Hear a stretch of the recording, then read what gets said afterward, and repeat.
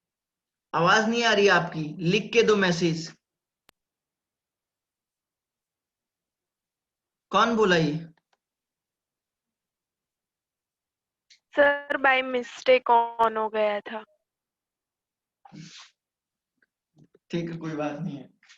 BCC वाले का 8 हो जाएगा और एफसीसी वाले का कितना हो जाएगा बेटा? एफसीसी वाले का 12 हो जाएगा और एफसीसी की तो एचसीपी 3D का भी वही होगा, सीसीपी 3D का भी वही होगा। बार बार बताने की जरूरत क्या है, आप तो जानते हैं वैसे भी, है ना।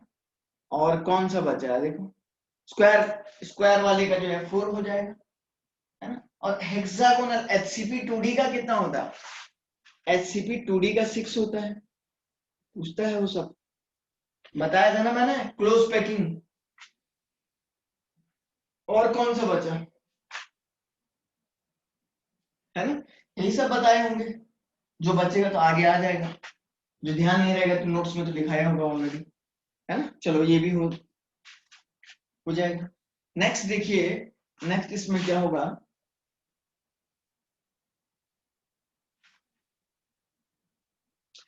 अब इसके बाद कोऑर्डिनेशन नंबर के बाद मैंने आपको क्लोज पैकिंग बताए थे। क्लोज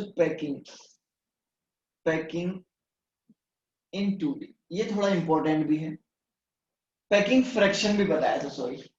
पैकिंग फ्रैक्शन क्या है? एससीसी का 52 पॉइंट समथिंग परसेंटेज, बीसीसी का 68.5% था, एंड एफसीसी का 74% है ना, ये बताया था। और कैसे निकालते हैं वो बताया था, तीनों के तीनों 3D हैं। अब सीसीपी में क्या था बच्चों? स्क्वायर क्लोज पैकिंग था, एक पैकिंग, एक तो स्क्वायर क्लोज पैकिंग था और दूसरा हमारे पास एचसीपी 2D था।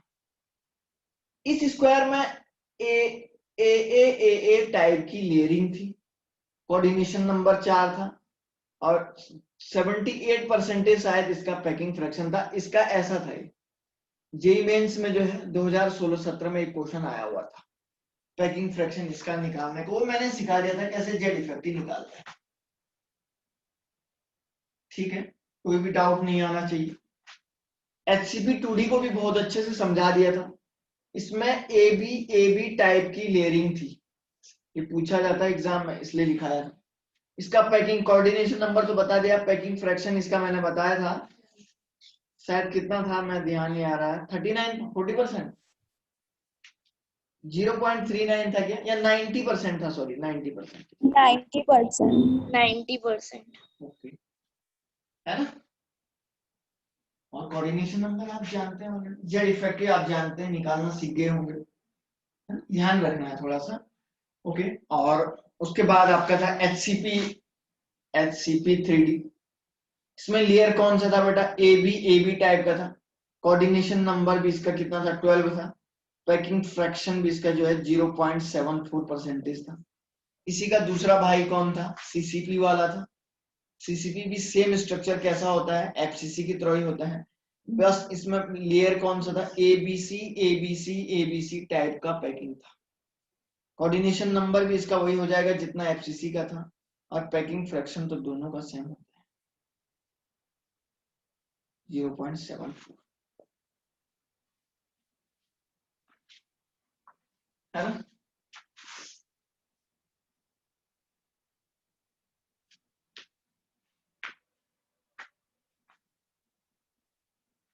कुछ गड़बड़ी तो नहीं हुआ ना?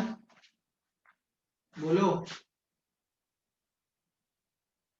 अरे बोलो, कुछ गड़बड़ी तो नहीं है?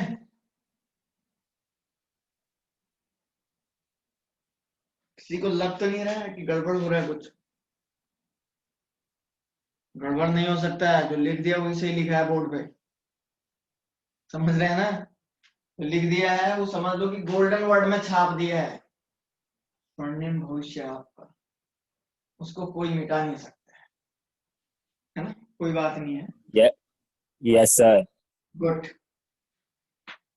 सुनो बेटा, एक बात और बताता हूँ। अच्छा, इसके बाद क्या बोला था? इसके बाद क्या था बेटा? पैकिंग फ्रैक्शन के बाद कौन सा टॉपिक था? Tetrahedral and octahedral. हाँ, वॉइड्स। सर ये वाला थोड़ा बराबर समझाना ना, हमने अटेंड नहीं किया था ना। कौन सा कह रही है? वॉइड्स वाला टॉपिक। अच्छा चलो, अब उतना तो डिटेल में नहीं बताऊंगा, बस थोड़ा बहुत कोशिश करिए, है ना। टेट्राहेड्रल वॉइड्स किसको बोलते हैं बेटा, ये देखियो, ये देखो, ये 3 एटम आपने नीचे से रखे हुए हैं, उसके बीच में खाली स्पेस बनता है और उसके ऊपर से एक ऐसा एटम और रख दिया, इसको बोला जाता है टेट्राहेड्रल वॉइड्स। ठीक है ना, इसको बोलते हैं टेट्राहेड्रल वॉइड्स। अब टेट्राहेड्रॉन होता कैसा है ये भी तो देखो। टेट्राहेड्रॉन ऐसे होता है बेटा, ये देखो,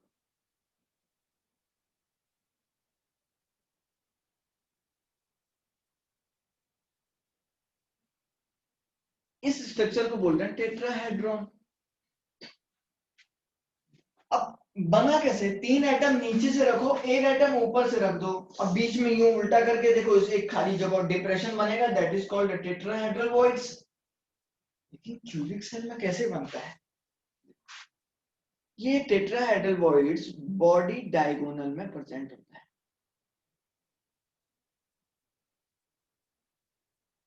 देखो कैसे होता था, देखिए इसी में आगे देखो, मान के चलो आपने 2 एटम ऐसे रखे हुए हैं, जो लोगों को पहले पढ़ाया है बहुत अच्छे से समझ में आ रहा होगा, और एक एटम इधर पीछे रखा हुआ है, एक 2 एटम आगे रखे हुए हैं, एक एटम पीछे रखा हुआ है, इनके सेंटर को आपस में मिला दो, मिला दिया। क्या करो बच्चों, ठीक ऊपर से एक और एटम रख दो, और ठीक ऊपर से जब आप लोग एक और एटम रखोगे तो ऐसे उनके सेंटर को मिला दीजिए। मिला तो नहीं सकते हो वैसे, लेकिन बस एक इमेजिन कर रहे हैं, ये दोनों ऐसे ही तो हैं, ये वाला पार्ट यहां से पीछे को है, इधर से आगे को है, आगे पीछे है, तो ये दोनों सेम ही तो है। अरे ये यहां से अभी क्या है बेटा, ये वाला पार्ट इधर से क्या है, देखो इधर से ये आगे से है, करीब करीब आगे से, मान के चलो इधर पीछे हो गया या आगे हो गया, है ना।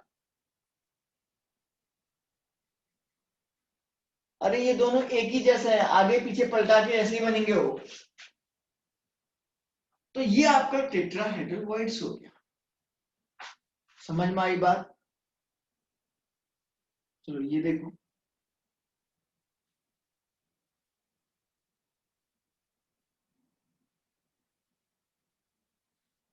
इस क्यूबिक सेल में देखो,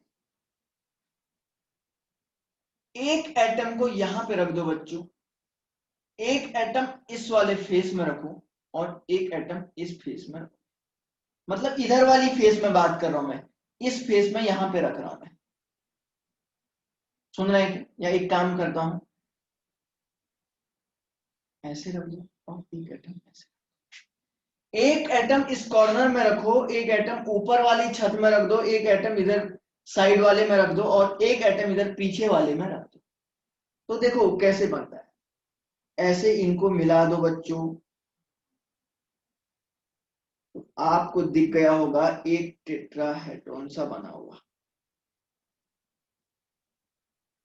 तो आपको दिख गया होगा कि सर ने एक टेट्राहेड्रॉन सा बना दिया है।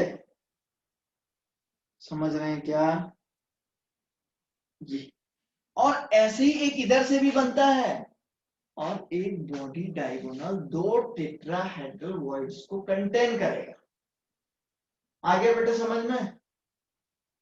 Yes sir. एक बॉडी डायगोनल 2 टेट्राहेड्रल वॉइड्स को कंटेन करेगा।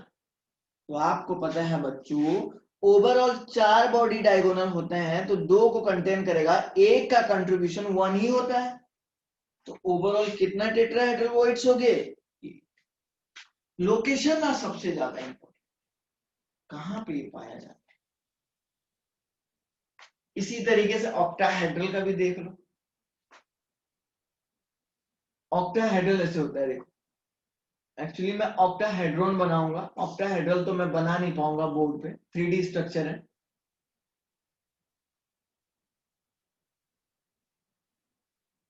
कोशिश ये रहेगी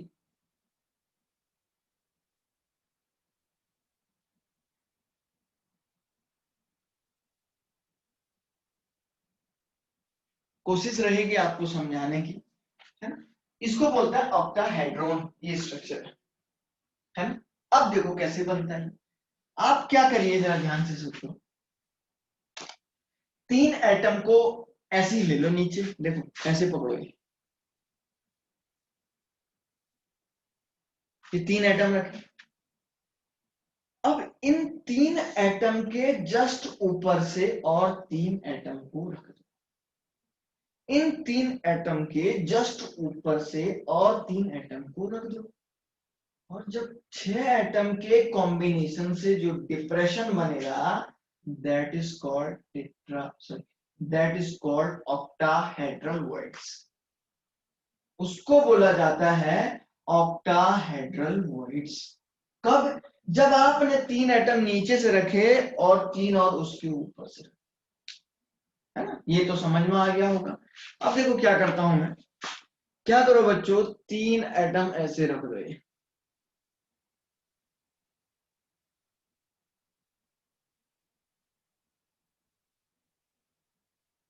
तीनों के सेंटर को मिला दो, तीनों के सेंटर को मिला दो, और इधर भी क्या करो, ऐसे ही 3 एटम को। बस इसमें और ऊपर और नीचे वाले में क्या डिफरेंस है बच्चों, यहाँ पे 2 एटम आगे रखे हुए हैं, 1 एटम पीछे रखा हुआ है, यहाँ पे 1 आगे रखा हुआ है, 2 पीछे।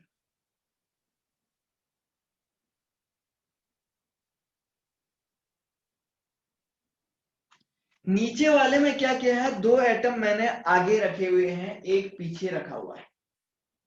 ऊपर वाली सिचुएशन में क्या किया है, 1 एटम आगे है, 2 पीछे, है ना। देखो कैसे बनता है बेटा, देखिए तो ऐसे मिलाओ, ऐसे,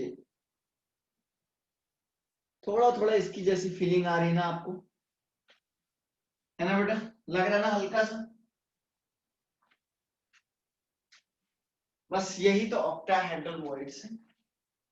अब ये ऑक्टाहेड्रल वॉइड्स कहां कहां मिलता है, ये सबसे बड़ी इंपॉर्टेंट बात। ये आपको मिलता है एज सेंटर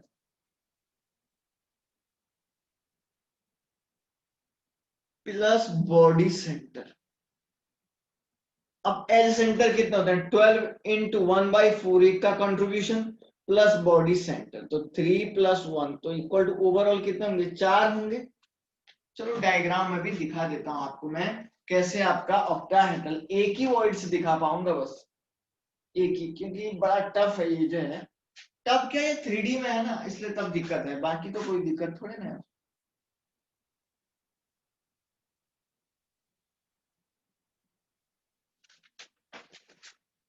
क्यूबिक सेल को बना दीजिए,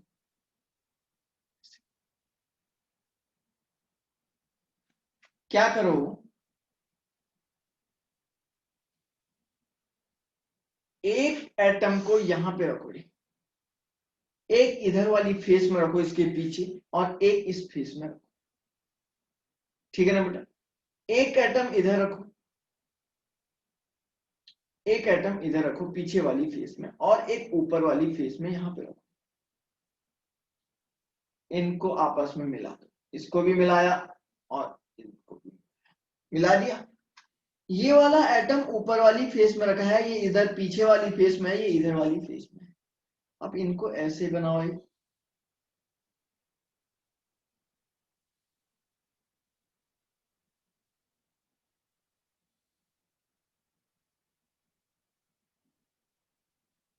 देखो तो ये हल्का सा आपको फीलिंग आ रही होगी, सर ये ऑक्टाहेड्रल वॉइड्स, 3D है थोड़ा सा, तब थोड़ा सा दिक्कत आ रही है, ऐसा ही कुछ होता है ना? कोई दिक्कत तो नहीं है बेटा, पूछो तो, पूछो, पूछो यार।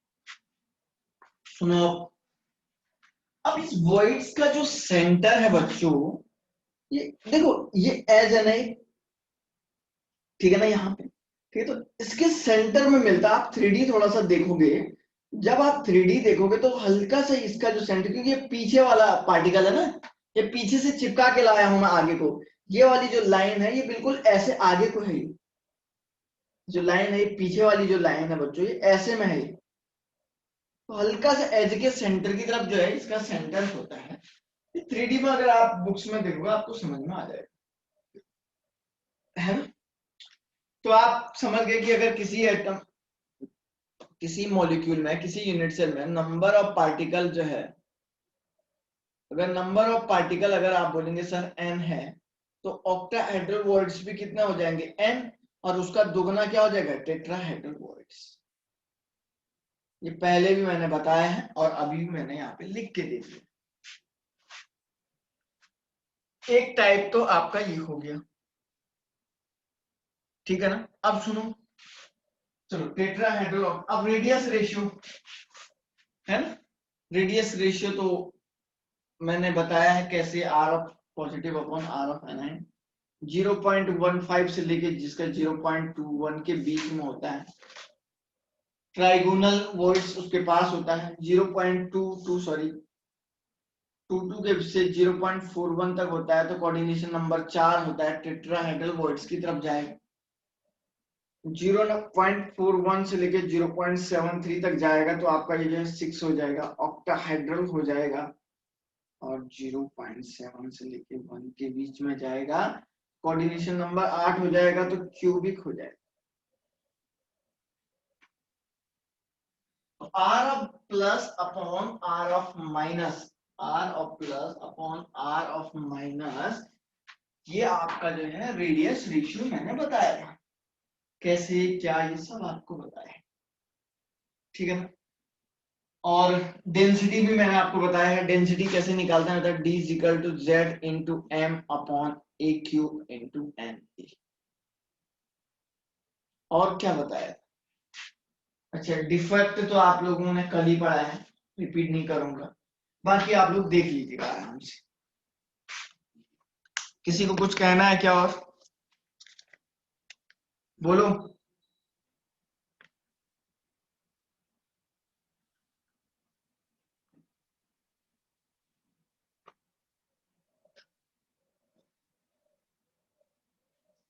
बेटा किसी को कुछ बोलना है क्या?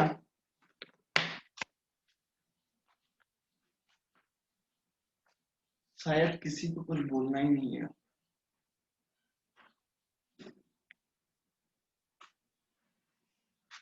चलिए मैं अब एक क्वेश्चन यहाँ पे लिखता हूं, आप लोग जरा सॉल्व कर लीजिएगा। मुझे लगता है आप कल से पढ़ के भी आए होंगे घर से। The number of atom in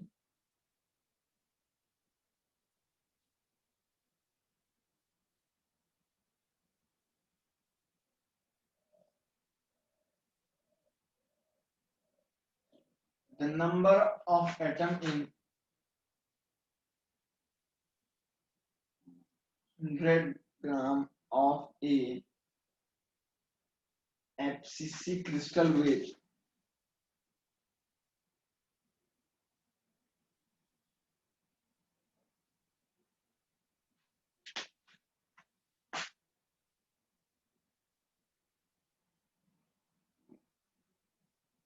with a density equal to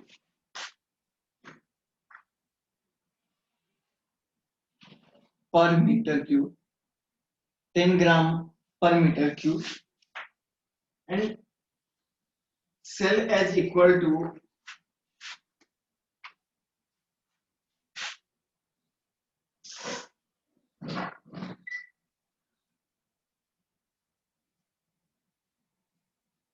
बहुत इंपॉर्टेंट क्वेश्चन है ये, and cell as equal to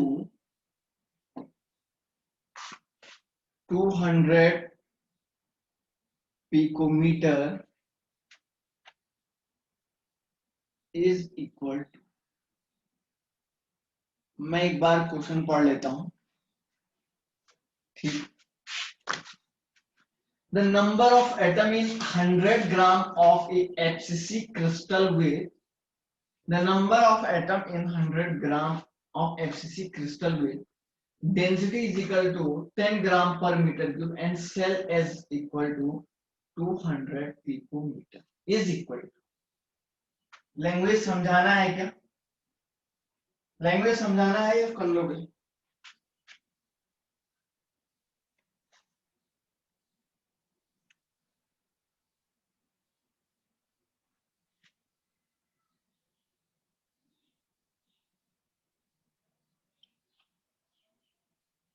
शायद कर तो लोगे आप वैसे भी.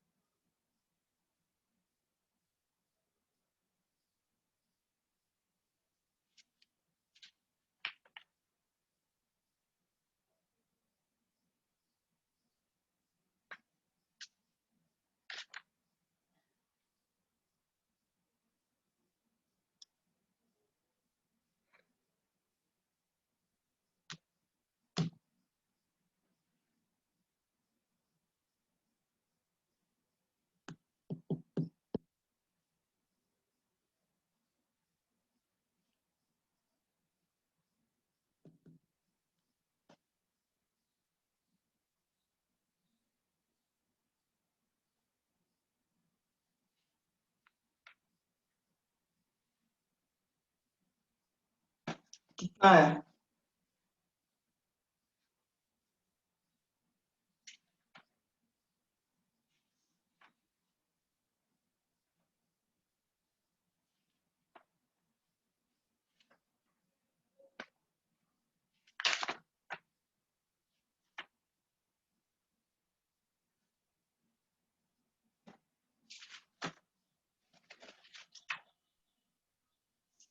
Sir 5 into 10 raised to power 24. Okay. मेरा सर 5 10 raised to 22 आया. ओके.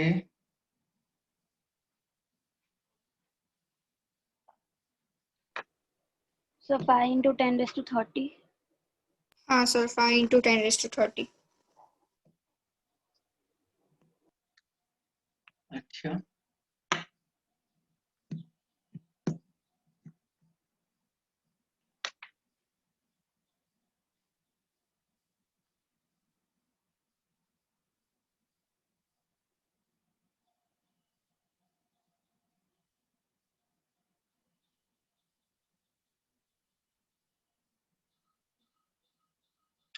देव मोदी का कितना आया आंसर? 5 इंटू क्या लिखा रे? 5 into 10 raised to power 24 आया था, वो तो भूल से टाइप हो गया था. प्रिया का भी वही आंसर आ रहा है. प्रिया दर्जी.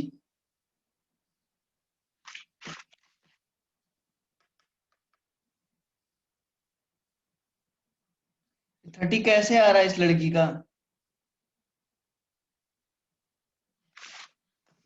30 तो नहीं आना चाहिए यार। पिकोमीटर को कन्वर्ट करिए ना मीटर में, 10⁻⁻12। 30 जिसका आया है, आंसर यही है अप्रोक्सीमेट 24 वाले। और स्टूडेंट के कुछ ना तो मैसेज आ रहे हैं ना कुछ कुछ कर ही नहीं रहे हैं क्या? हैं भी या नहीं है, या सो गए, चले गए?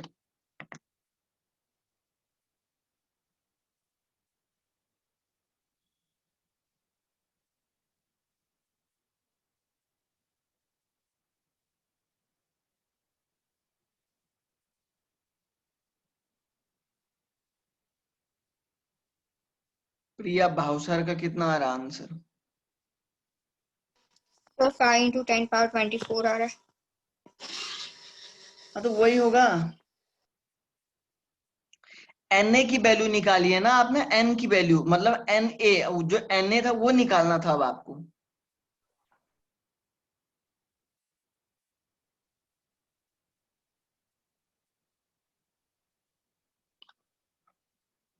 वही होगा बेटा, अभी बस कर रहा हूँ 1 मिनट में, तब तक एक क्वेश्चन और कर देख लेते हैं।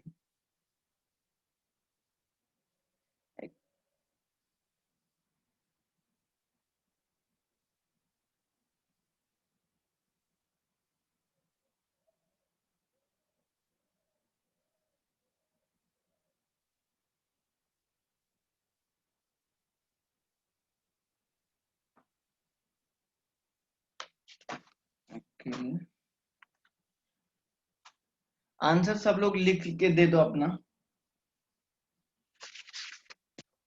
जो स्टूडेंट टाइप नहीं किए हैं अपना आंसर, कम से कम लिख के देते हैं, क्योंकि इतने सारे लोगों की आवाज तो नहीं आ पाएगी।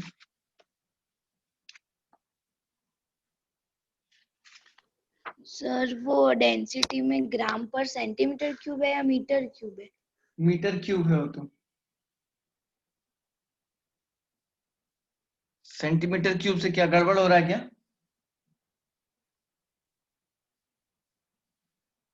क्या बोल रही?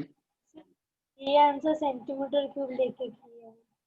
यस सर, सेंटीमीटर क्यूब लेके किया है ये हाँ आंसर को। सर, तो मतलब वो सेंटीमीटर डैश किया है ना तो दिख नहीं रहा था, इसलिए डैश सेंटीमीटर ले आपने लेते हैं। किया है ना तो सर वो सी लग रहा था। पर स्क्रीन जूम थोड़ा करो सर। अच्छा, सेंटीमीटर क्यूब से लेके 200 पिकोमीटर को आपने सेंटीमीटर में कन्वर्ट किया होगा।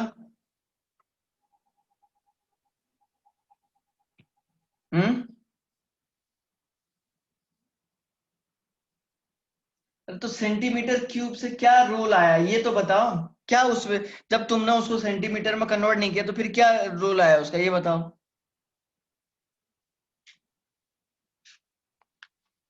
अरे मीटर क्यूब और सेंटीमीटर का क्या लेना देना है, पहले मुझे ये समझाइए आप लोग।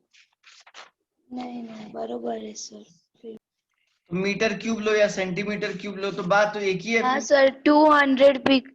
हाँ हाँ सर, क्योंकि फिर 200 को भी हम हाँ सेंटीमीटर में ही किया है। हाँ बरोबर।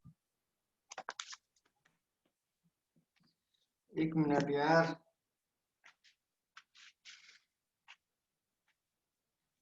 तुम लोगों ने, अगर जो लड़की कह रही है कि सर इसको सेंटीमीटर क्यूब में किया है, किसने किया है इसको सेंटीमीटर, कौन थी वो?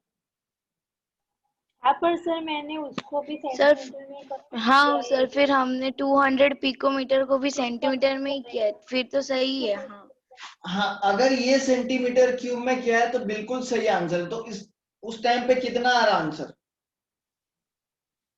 ये 5 into 10⁻24 ही आ रहे हैं। है ना? तो जो स्टूडेंट ने 10 ग्राम अपॉन, चलो अब इसको सेंटीमीटर में ही करना पड़ेगा, मुझे लिखना पड़ेगा कि जब सारे स्टूडेंट ने अगर ऐसा लिखा हुआ है ना, जिन स्टूडेंट ने इसको मीटर क्यूब में किया है तो ये वाला वैल्यू भी मीटर में ही होगा। उनका आंसर क्या आ रहा है फिर? सर वो 10⁻30 आ रहा है। अच्छा, वो 30 आ रहा है ना। 5 into 10⁻30। विश्वा पटेल का हाँ कितना सर। आ रहा है? सर 5 into 10⁻30 मीटर में किया था। हाँ तो बिल्कुल सही है, दोनों स्टूडेंट का, दोनों टाइप के, जो जिन जिन बच्चों ने जो भी किया है आंसर सही है बेटा, ठीक है ना। अब जो लोग दो दो तरीके से कर रहे हैं, ठीक है, हो सकता है किसी के देखने में मिस्टेक हो रही है ना? तो कोई बात नहीं है, आंसर सही है, आप लोग समझ गए शायद, मुझे लग रहा है। ठीक है, चलिए, कम से कम होशियारी बढ़ गई है तुम्हारी। ठीक, चलो एक क्वेश्चन और करवा देता हूँ बेटा, मैं टाइम हो रहा है मुझे।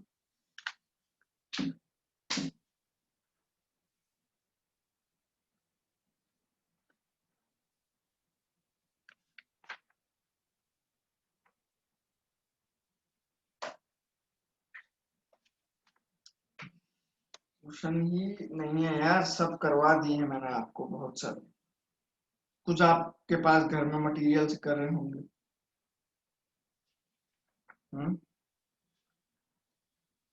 उसमें कुछ तो करना ही पड़ेगा,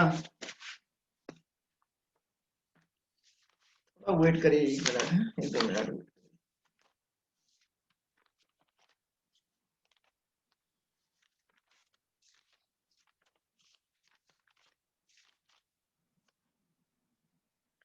अच्छा एक बात और यहाँ पे कर लिखता हूँ, क्वेश्चन और है हमारे पास, चलो इसको कर लीजिए।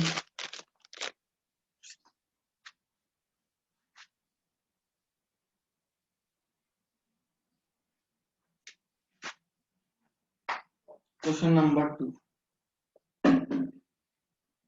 How many unit cell are present in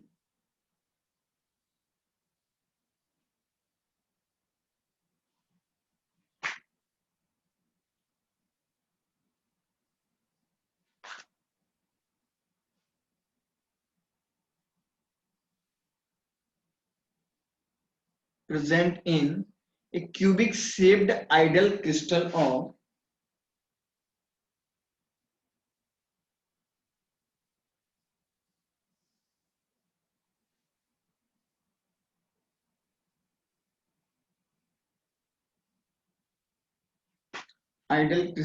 of mass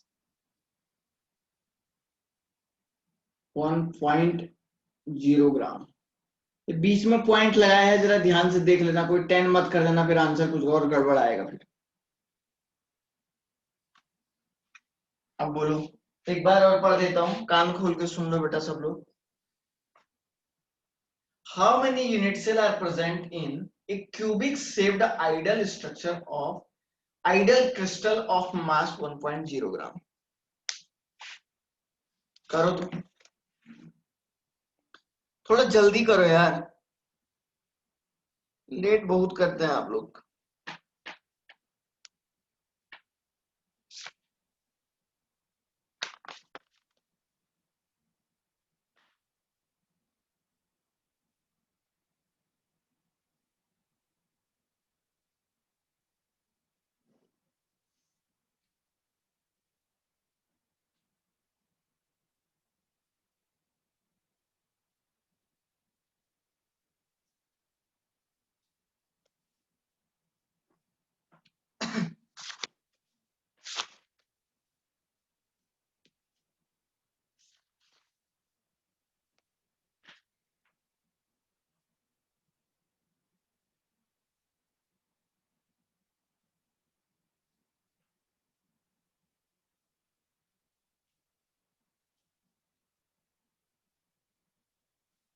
IIT 2005 में क्वेश्चन आया था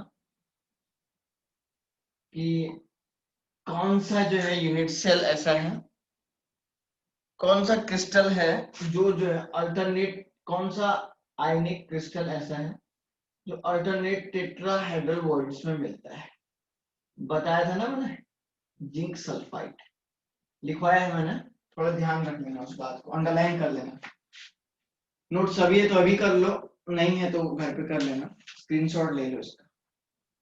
फिलहाल के लिए ये करिए, अब मैं आपको छोड़ देता हूँ, ठीक है ना, समय हो गया है बच्चों। कल मैं आप लोगों को, आप घर पे सॉल्व करिए, कोई स्टूडेंट को कोई पर्सनल डाउट है तो आप पूछ सकते हैं, अदरवाइज आप मैसेज कर सकते हैं, अपने ग्रुप में कर सकते हैं, या आप मुझे कर सकते हैं मैसेज, है ना।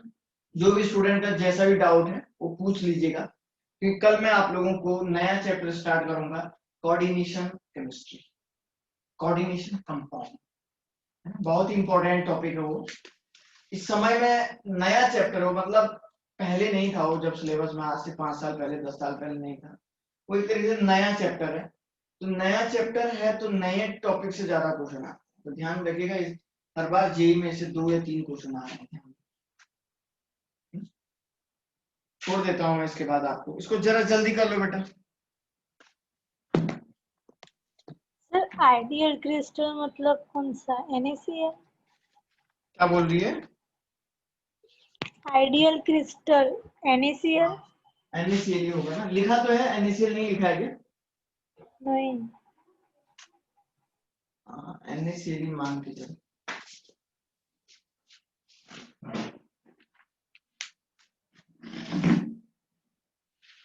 और कुछ?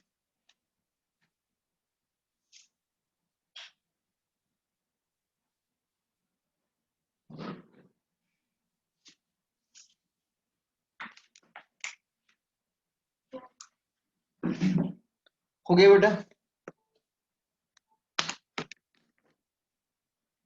जरा जल्दी करो यार।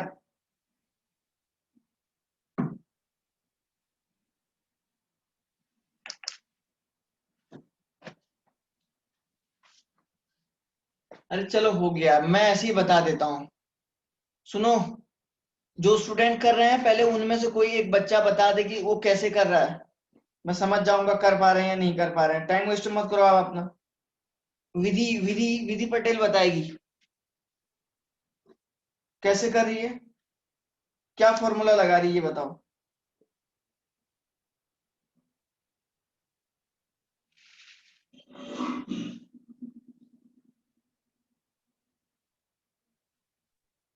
Yes sir. कैसे कर रही बेटा इसको?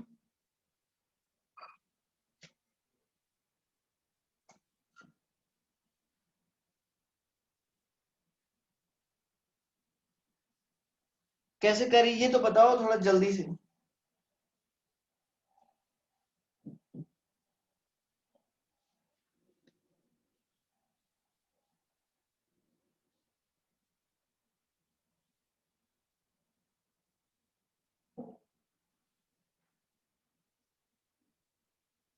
ये दूसरी लड़की बताएगी, ये क्या नाम है इसका, कथन बताएगा, कथन।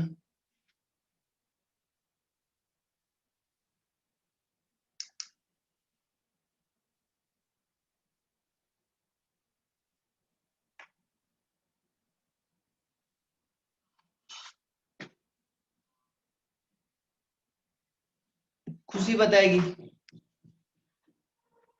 कोई तो बोलो यार, मैं इतने लोगों का नाम सर कैसे लिखूं? NaCl का मास 58.5 डिवाइडेड बाय एवोगाड्रो नंबर। क्या कह रही है, दोबारा बोलो। NaCl का मास 58.5 डिवाइडेड बाय एवोगाड्रो नंबर से होगा। इधर देखो, ठीक है वो सही कह रही हो। अरे नंबर ऑफ यूनिट सेल निकालने को बोला हूं तो number of unit cell is equal to क्या बोला था, फॉर्मूला लिखवाया तो था यार, अब लोग भूल गए हैं। Number of atom. Number of atom by Z effect. Good.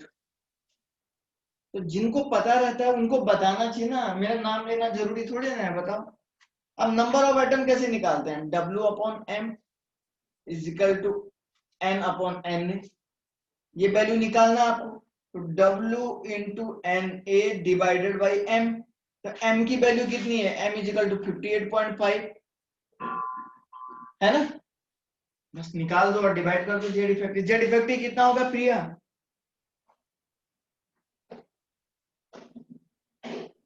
Z effective कितना? 4। ओके गुड, हो जाए ना, सब लोग कर लेंगे ना बेटा, है ना। आंसर निकालने की जरूरत नहीं है, आप खुद होशियार हैं, आप खुद कर लोगे मुझे लगता है। ठीक, तो प्यारे बच्चों ये चैप्टर एंड हो गया है सक्सेसफुली, हमने काफी सारे चैप्टर कंप्लीट कर दिए हैं।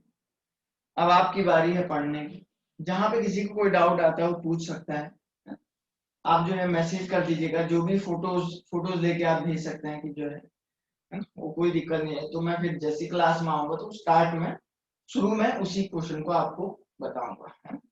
आपको पहले बताना पड़ेगा, ये नहीं कि आप ऑन द स्पॉट फिर जो है उससे टाइम क्या होता है, वेस्ट होता है। तो आप जो है जो भी आपका जैसे अभी घर पे जो डाउट आएगा, है ना, वो आप जो है बता दीजिएगा तो मैं आपको बता दूंगा, कोई बात नहीं। फिर हम कोऑर्डिनेशन चैप्टर पढ़ेंगे इसके बाद। फिलहाल शायद आपका टेस्ट है या नहीं है, शायद आपको टॉपिक तो दिया होगा मुझे लग रहा है। कौन से टॉपिक का टेस्ट बोला है? नहीं है सर टेस्ट। नहीं है सर। अच्छा, टेस्ट नहीं है। हाँ तो पढ़ लीजिएगा, जिस टॉपिक का टेस्ट हो गया उसका तो नहीं होगा, अब जिस टॉपिक का बचा हुआ उसका होगा, तो आप तैयारी में रहिए, लेकिन क्वेश्चन जरूर करिए। टेस्ट नहीं है तो आप इसका मतलब ये नहीं कि आप नहीं पढ़ेंगे, और जो यहाँ पे पढ़ा रहे हैं उसके नोट्स बनाइए। ये तो समझदारी खुद होनी चाहिए ना, मैं थोड़ी ना बोलूंगा आपको बार बार, समझ रहे हैं ना? तो फाइनली ओके, क्लास को मैं एंड कर देता हूँ बेटा, ठीक है ना? कल आपसे मिलते हैं इसी टाइम पे, ओके।